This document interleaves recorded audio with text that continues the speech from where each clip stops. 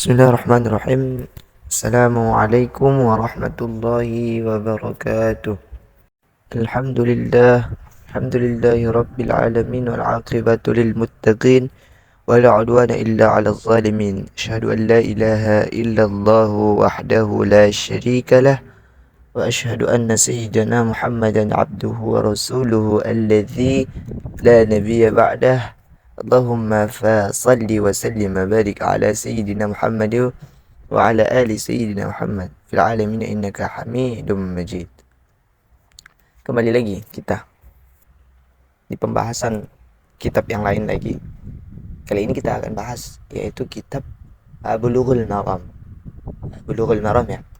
Kitab Bulughul Maram ini gak asing karena gak seperti kitab yang kemarin Atibian mungkin beberapa yang make.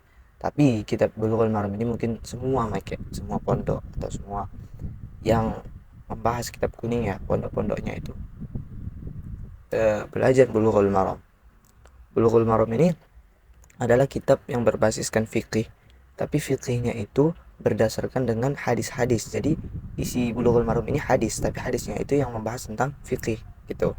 Jadi langsung aja kita ke pembahasan yang pertama itu.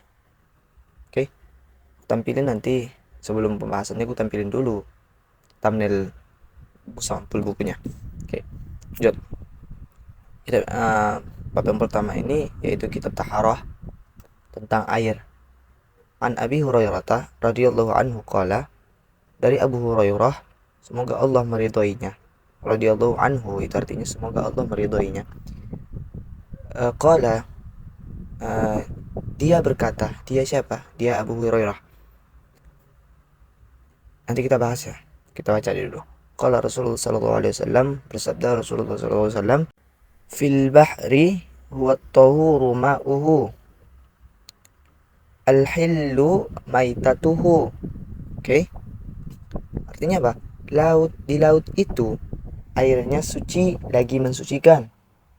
Ya. Bangkainya halal atau halal bangkainya. Jadi yang pertama, An Abi Hurairah. Siapa itu Abu Hurairah? Siapa itu nama lengkap Abu Hurairah? Abu Hurairah itu gelaran, bukanlah nama lengkap. Jadi nama lengkap atau nama aslinya Abu Hurairah itu adalah Abdurrahman bin Syakhir Ad-Dausi. Yang mana ketika dia sebelum masuk Islam namanya Abdus Syams. Jadi setelah masuk Islam digantilah namanya Abdurrahman bin Syakhir Ad-Dausi. Jadi Abu Hurairah ini adalah salah satu sahabat yang paling banyak meriwayatkan hadis. Padahal umur beliau masuk Islam itu, umur Nabi ketika Abu Hurairah masuk Islam itu adalah 60 tahun. 3 tahun sebelum menjelang kematian Nabi. Namun dia menjadi Abu Hurairah ini menjadi sahabat yang paling banyak meriwayatkan hadis. Kenapa? Karena dia berpikir karena bahwasannya dia ini telat untuk masuk Islam. Abu Hurairah ini berpikir bahwasannya dia telat karena Nabi udah 60 tahun dia baru masuk Islam. Keduluan sama yang lain gitu. Banyak udah yang masuk Islam, dia terlambat gitu. Jadi dia berinisiatif bahwa bagaimana dia bisa lebih unggul daripada sahabat-sahabat yang lain. Jadi dengan cara di mana Nabi di situ dia, kemana Nabi di situ dia. Ketika Nabi keluar dari rumahnya, Nabi keluar dari rumahnya, Abu Hurairah sudah berada di depan pintu Nabi, melihat gimana kelakuan Nabi, gimana keluarnya Nabi, gimana berjalannya Nabi, gimana segalanya tentang Nabi.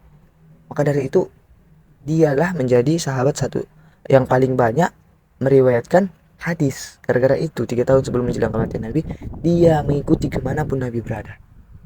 Jadi itu Abu Hurairah. Kenapa namanya Abu Hurairah?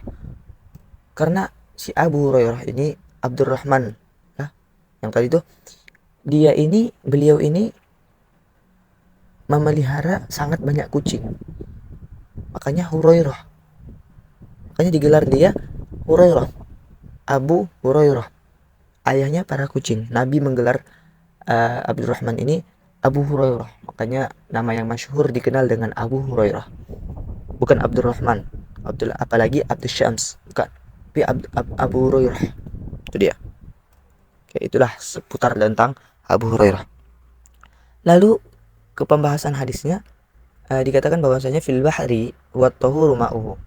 Di laut itu adalah airnya itu suci dan mensucikan.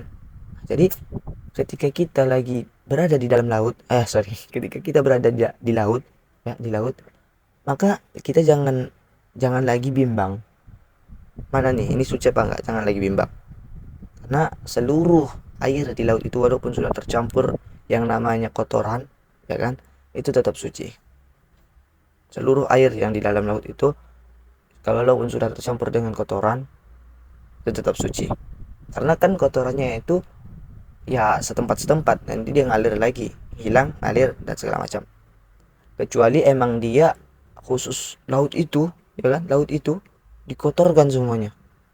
Dikotorkan semuanya. Apa namanya? Dinajisi semuanya gitu.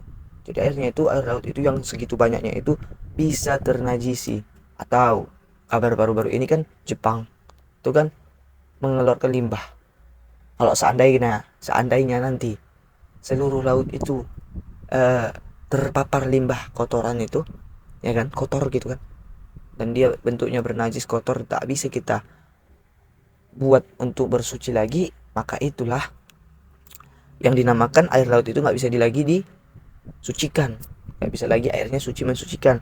Tapi kalau untuk kotoran najis setempat, misalkan di tempat ini kotor gitu kan, itu masih bisa dipakai untuk berwudu karena itu bakalan hilang lagi. Itulah dia maknanya segala air yang di dalam laut itu adalah halal, adalah suci dan mensucikan. Lalu bangkai di dalam laut itu pun halal. Bangkai di dalam laut itu pun halal. Maknanya adalah ikan yang sudah mati, kepiting yang sudah mati, itu kan bangkai itu. Kepiting, ikan dan segala macam di dalam laut itu yang sudah mati tetap halal untuk kita makan. Oke, tetap halal untuk kita makan. Jadi hanya makanan laut lah, hanya seafood lah yang dia itu ketika mati pun halal untuk kita makan. Beda dengan hewan darat atau hewan langit.